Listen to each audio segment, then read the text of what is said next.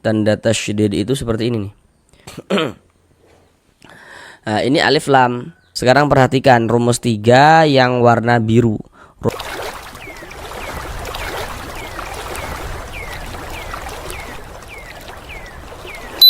Assalamualaikum warahmatullahi wabarakatuh. Apakah Bapak dan Ibu saudara semuanya masih belum lancar di dalam membaca Al-Quran, kemudian masih belum memahami ilmu tajwid, sehingganya tidak percaya diri ketika membaca Al-Quran? Mari belajar mengaji Al-Quran bersama kami.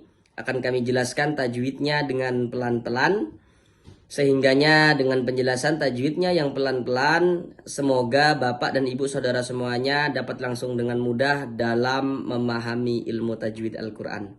Dengan kita mempelajari ilmu tajwid, kemudian kita memahaminya, kemudian kita bisa menerapkan dengan sendirinya ketika membaca Al-Quran, maka semoga yang belum lancar dalam membaca Al-Quran bisa secepatnya lancar dalam membaca Al-Qurannya. Ataupun yang sudah lancar namun belum memahami ilmu tajwid sehingga tidak percaya diri ketika membaca Al-Quran, maka dengan kita mempelajari ilmu tajwid tentunya akan memperbaiki bacaan Al-Quran kita, sehingganya kita bisa lebih percaya diri ketika membaca Al-Quran. Selanjutnya kami senantiasa mendoakan semoga Bapak dan Ibu saudara semuanya senantiasa diberikan kesehatan oleh Allah Subhanahu wa taala, semoga dipermudah segala urusan-urusannya, semoga dikabulkan segala hajat-hajatnya, dan semoga senantiasa dilancarkan rezekinya oleh Allah Subhanahu wa taala. Semoga senantiasa diberikan rezeki yang berlimpah ruah dan barokah, sehingganya dengan rezeki yang barokah tersebut semoga bisa menjadi seorang ahli sedekah dan juga bisa beribadah, pergi umroh dan haji ke tanah suci Mekah. Amin amin ya rabbal alamin. Baiklah, mari kita mulai belajar mengaji Al-Qur'annya. Kita lanjutkan kembali belajar mengaji Al-Qur'annya. Sekarang kita masuk pada surah Ali Imran ayat yang ke-5. Ayat yang ke-5. Sekarang marilah kita baca bersama-sama terlebih dahulu dengan pelan-pelan. Baru setelah itu sama-sama kita bahas tajwidnya dengan pelan-pelan. A'udzu billahi minasy syaithanir rajim.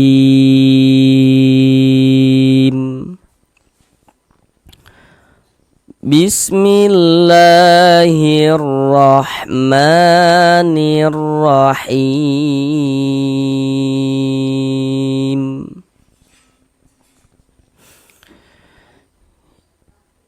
Innallaha la yakhfa 'alaihi syai'un fil ardi wala fis sama. Sekarang mari sama-sama kita pelajari tajwidnya dengan pelan-pelan. Semoga dapat langsung bisa dipahami untuk memperbaiki bacaan Al-Quran Bapak dan Ibu saudara semuanya. Pertama di sini ada huruf nun bertasydid. Tanda tasydid itu seperti ini nih.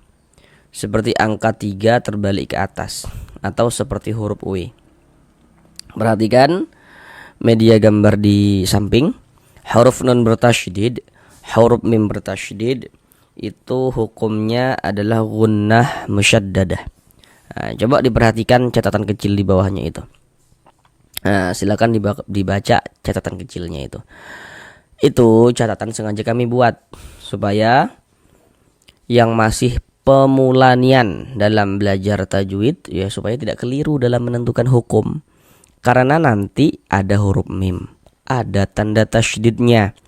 Ada huruf mim, ada tanda tasydidnya, tapi hukumnya bukan gunnah musyaddadah kalau kemasukan nun sukun misalnya atau tanwin misalnya begitu. Jadi supaya tidak keliru kami buatlah catatan kecil di bawahnya itu. Jadi kalau kita membaca Al-Quran bertemu dengan huruf nun bertasydid kita perhatikan sebelum huruf nun bertasydid ini ada harokat apa, ada tanda baca apa begitu. Kalau sebelum berarti yang berposisi sebelah kanan. Nah, sebelah kanan kita. Ini huruf nun bertasydid, sebelah kanan nun bertasydid mana ini? Jadi kalau ada huruf nun bertasydid, sebelumnya di sini ada ini nih, ada huruf yang memiliki tanda baca kasroh seperti ini, atau fathah atau dhammah, berarti nun atau mim bertasydidnya itu hukumnya gunnah musyaddadah seperti itu. Cuma nanti kalau ada orang bertanya apa hukumnya nun bertasydid, mim bertasydid, jawab saja hukumnya gunnah musyaddadah. Catatan kecil di bawah itu tidak perlu untuk dijelaskan juga, karena itu sarana yang kami buat untuk lebih memudahkan saja dalam memahami ilmu tajwid supaya tidak keliru begitu. Nah, ini nun bertasydid ya, berarti hukumnya gunnah musyaddadah. Nah, kita gunnahkan. Jadi di bagian in-nya itu suaranya itu kita tahan, kita panjangkan sejenak. Innallah, innallah, seperti itu. Kemudian ini kita baca innallah, jangan dibaca innallah, jangan. Jadi lafaz Allahnya itu ya kita baca tebal, kita baca tafkhim.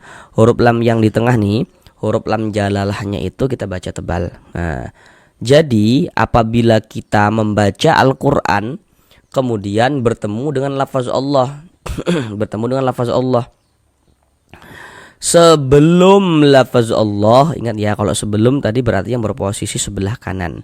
Sebelum lafaz Allah ini kalau ada tanda baca fathah ya, jadi ada lafaz Allah, lafaz Allah. Jika sebelumnya ada tanda baca fathah, maka lafaz Allahnya dibaca tebal, dibaca tafkhim seperti itu. Ini lafaz Allah nih.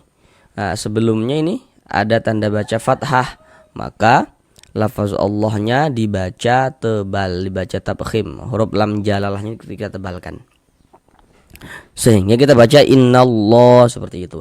Yang dapat menebalkan lafaz Allah itu ada dua bentuk tanda baca. Nah, yang pertama ya ini tanda baca fathah atau harokat fathah nih, baris satu di atas huruf nih. Yang kedua yang dapat menebalkan lafaz Allah itu adalah harokat dhammah atau tanda baca dhammah. Jadi misalnya ini lafaz Allah nih, misalnya sebelumnya di sini ada harokat dhammah, ya lafaz Allahnya juga dibaca tebal seperti itu. Cuman di sini kan yang kita temui ini nih, baris satu di atas huruf tanda baca fathah, tebalkan lafaz Allahnya innallah seperti itu. Kemudian di sini ada huruf alif lam. Nah, jadi kalau kita membaca Al-Quran bertemu dengan huruf alif lam, nah, letaknya jejer seperti ini. Nah, itu terjadi hukum tajwid tuh. Kalau tidak alif lam qamariyah ya alif lam syamsiyah seperti itu. Nah, ini alif lam. Setelahnya di sini huruf lam nih. Nah, ini alif lam, letaknya jejer. Setelahnya huruf lam. Nah, huruf lam ini huruf apa? Ini harus kita ketahui. Nah, perhatikan media gambar di samping. Kalau ada huruf alif lam, kemudian huruf alif lamnya itu bertemu dengan salah satu daripada 14 huruf yang di samping itu, maka hukumnya adalah alif lam syamsiyah. Nah, huruf lam termasuk salah satu huruf syamsiyah kan? Maka alif lam bertemu dengan huruf lam nih yang di tengah nih, yang ada tanda bacanya nih. Dikarenakan huruf lam ini huruf syamsiyah, maka hukumnya ini alif lam syamsiyah.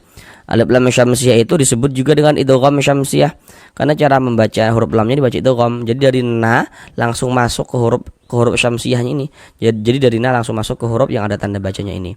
Nah, atau kalau mau lebih gampang lagi, kalau ada huruf alif lam, ini huruf alif, ini huruf lam, letaknya jejer. Kemudian huruf lamnya itu dia tidak ada tanda bacanya ya, tidak ada harokatnya, tidak ada barisnya nih. Nih. Nah, maka itu alif lam syamsiyah lah tuh. Nah, innallah. Kemudian lafaz Allah ini dibaca panjang. Sekarang perhatikan media gambar di samping. Nah, di situ kan ada rumus 1, rumus 2, rumus 3 ada tuh. Sekarang perhatikan rumus 3 yang warna biru. Rumus 3 warna biru, perhatikan. Nah, jadi kalau kita membaca Al-Quran kemudian bertemu dengan huruf, nah, di atas huruf tersebut ada tanda seperti ini, tanda alif kecil seperti ini. atau harokat fathah berdiri. Harokat fathah atau tanda baca fathah itu kan bentuknya kan dia mereng seperti ini nih, seperti ini ya, seperti ini. Tapi kalau harokat fathah atau tanda baca fathah itu bentuknya berdiri seperti ini, berbentuk alif kecil seperti ini ya. Ini menandakan huruf kalau di atasnya ada tanda seperti ini dibaca panjang. Nah, sehingga lafaz Allah kita baca panjang, mad tabi'i panjang 2 harokat. Innallaha la dibaca panjang. Nah, sekarang perhatikan pula rumus 3 yang warna hitam. Nah, jadi rumus-rumus yang warna hitam itu bisa ditulis dalam bentuk yang seperti warna biru seperti itu. La dibaca panjang, perhatikan rumus 3 warna hitam. Nah, di rumus 3 warna hitam pada media gambar di situ kan tertera tuh ada alif. Sebelum alif ada harokat fathah, di bawahnya ada titik-titik tuh. Nah, titik-titik itu maksudnya tuh di situ huruf yang dibaca panjang begitu. La ini dibaca panjang. Kenapa kok la dibaca panjang? Nah, jadi kalau kita membaca Al-Quran itu kita lihat-lihat, kita perhatikan. Kalau ada alif, ini alif nih, yang menyamping nih alif nih.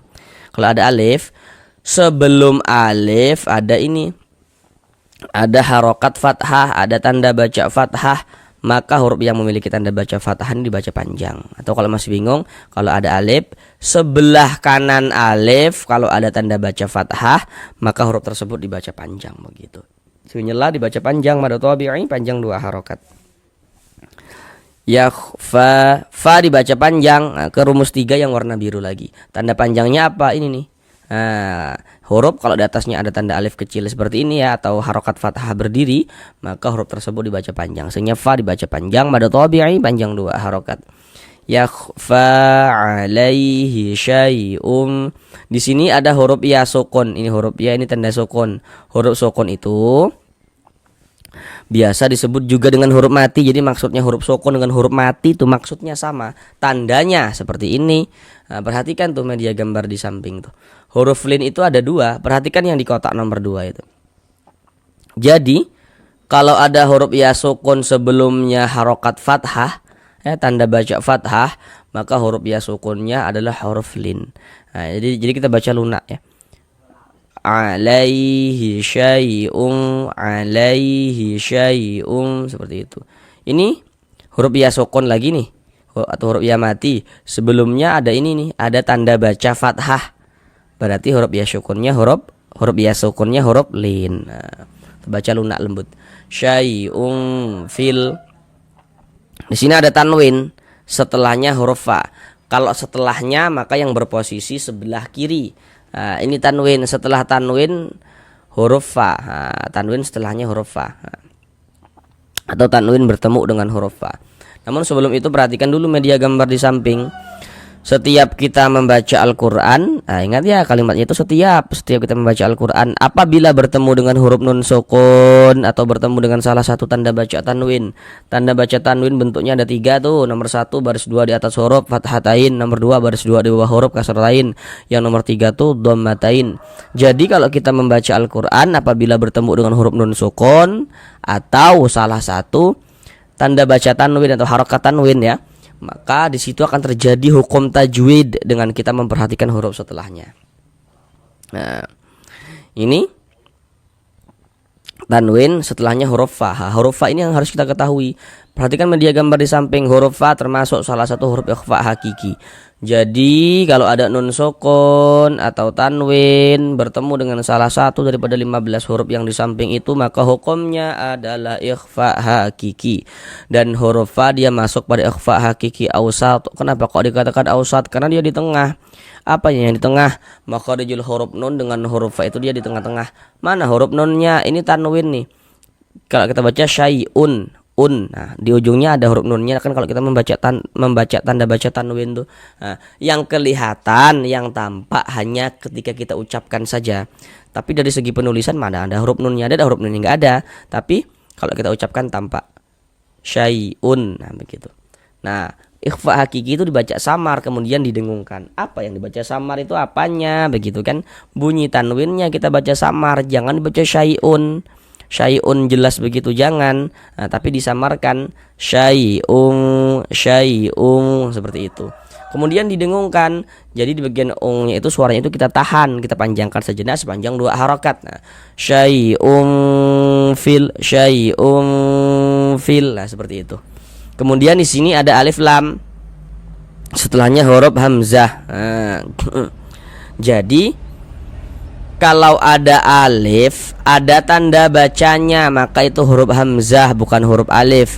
Kalau ini kan tadi nggak ada tanda bacanya nih, berarti huruf alif ini. Kalau ini ada tanda bacanya, berarti ini huruf hamzah. Huruf alif kalau ada tanda bacanya maka bukan huruf alif tapi huruf hamzah. Maka ini alif lam setelahnya huruf hamzah. Perhatikan media gambar di samping. Huruf hamzah termasuk salah satu huruf qamariyah. Maka alif lam bertemu dengan huruf hamzah, huruf qamariyah, maka hukumnya alif lam qamariyah. Kalau alif lam qamariyah disebut juga dengan izhar qamariyah karena huruf lamnya dibaca jelas, dia terbaca jelas nih, terbaca. Fil ada tanda sukunnya. Jadi kalau ada huruf alif lam letaknya jajar begini, ada alif ada lam letaknya jajar. Huruf lamnya ada tanda sukunnya, itu alif lam qamariyah. Kemudian fil ardi wala. Di sini ada huruf ra sukun. Ini huruf boron tanda sukun.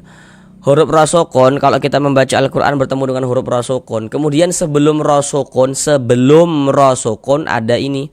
Ada harokat fathah nih ya, tanda baca fathah. Huruf ra sukun yang sebelumnya ada harokat fathah atau harokat dhammah. Cuman di sini yang kita temui harokat fathah. Maka huruf ra sukunnya dibaca tebal, dibaca tafkhim, sehingganya pangkalisan kita naik terangkat ke atas ketika kita mengucapkannya. Tebalkan huruf ra-nya. Fil fil ardi wala. La dibaca panjang. Untuk di sini media gambarnya tidak kami tampilkan lagi. Nah, sama dengan ini penjelasannya. La dibaca panjang karena di sini ada alif, sebelumnya ada tanda baca fathah, hasilnya la dibaca panjang. Nah, kalau di media gambar tadi sesuai dengan rumus 3 yang warna hitam. Mad tabi'i panjangnya 2 harokat. Wala fis sama. Nah, di sini ada huruf alif lam. Nah, setelahnya huruf sin. Harusnya ini saudara sudah tahu nih apa hukum tajwidnya karena tadi sudah kami jelaskan dengan detail. Kalau saudara tadi nyimak dengan serius penjelasan kami di atas, itu sudah tahu nih hukum tajwidnya apa. Kami tampilkan lagi media gambarnya. Huruf sin termasuk salah satu huruf syamsiyah. Maka alif lam bertemu dengan huruf sin, hukumnya alif lam syamsiyah. Nah, dibaca idgham. Kok dibaca idgham tadi sudah kami jelaskan. Ada alif lam, huruf lamnya nggak ada tanda bacanya, alif lam syamsiyah tuh. Fis sama, begitu. Ini pada awalnya namanya mad tabi'i namun berubah menjadi mad wajib. Kok bisa begitu? Nah, sekarang perhatikan rumus 3 warna hitam, perhatikan. Kalau kita membaca Al-Qur'an apabila bertemu dengan huruf alif, ini huruf alif nih. Ada huruf alif nih, yang ke atasnya huruf alif. Sebelum huruf alif ada tanda baca fathah nih. Maka huruf yang memiliki tanda baca fathah ini dibaca panjang, sehingga ma dibaca panjang.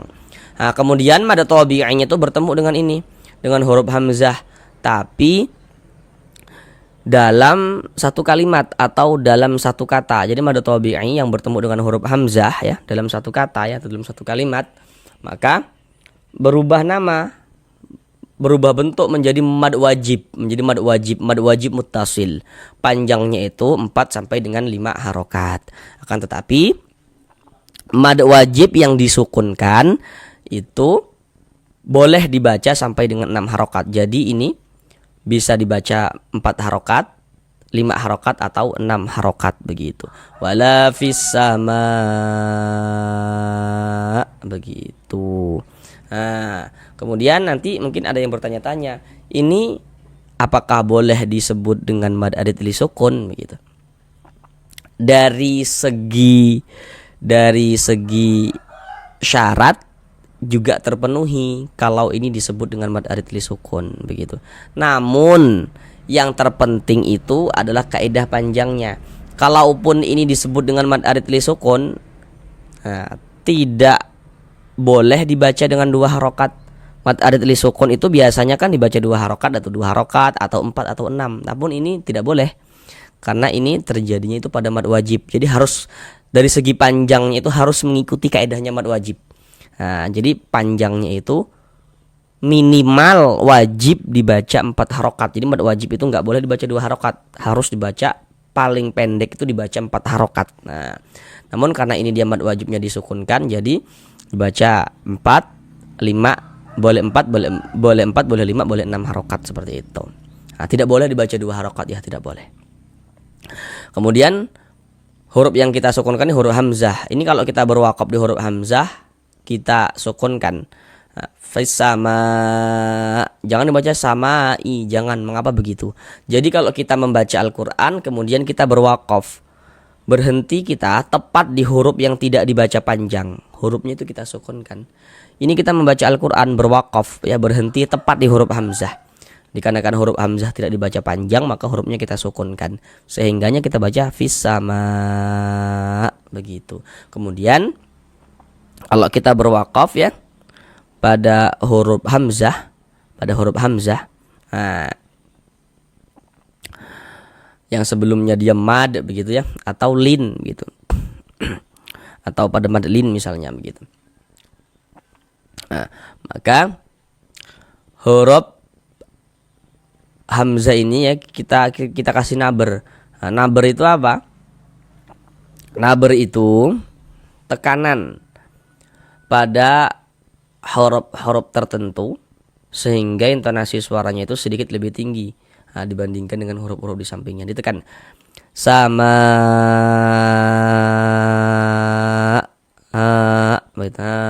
sama, ditekan begitu. Kemudian di sini ada tanda wakaf, bentuknya itu qaf dengan lam yang bermakna al-waqfu aula. Jadi maksudnya itu berwakaf lebih utama. Jadi kalau menemukan tanda wakaf seperti ini, maka yang lebih utamanya itu kita berwakaf dulu, kita, ya, berwakaf, berhenti dulu, kita putus bacaan kita dulu untuk mengambil napas, baru setelah itu kita lanjutkan lagi bacanya, begitu. Itu lebih utama. Sekarang mari sama-sama kita baca sekali lagi dari awal. Innallaha la yakhfa 'alaihi syai'un fil ardi wala fis sama. Sampai di sini belajar mengaji Al-Qur'annya. Sampai bertemu di pembelajaran yang berikutnya. Assalamualaikum warahmatullahi wabarakatuh.